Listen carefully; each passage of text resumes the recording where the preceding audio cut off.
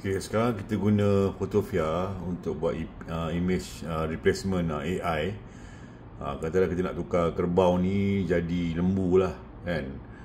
So ni saya guna Photofia.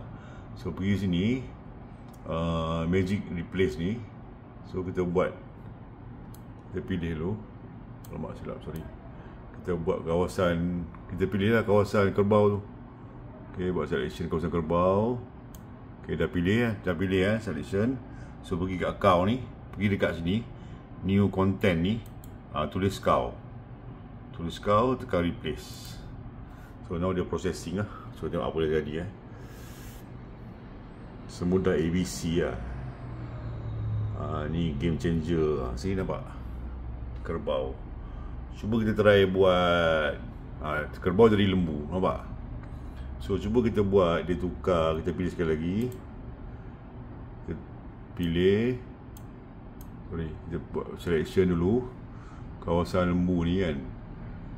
Kata kita try buat lah speedboat. Okay, SPEDBOAT, speedboat Okay, so kita replace. So dia processing, tengok apa jadi.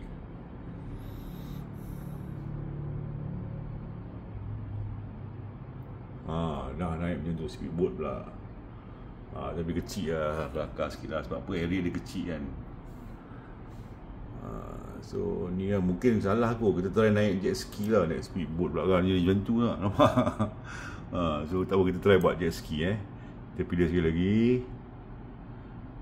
Okay, kita pilih, kita pergi sini, naik speedboat pula. Kita buat jet ski.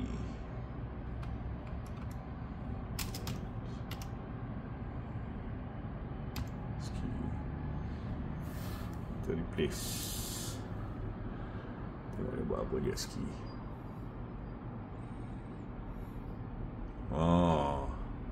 Dah bantai jet ski pula, nampak?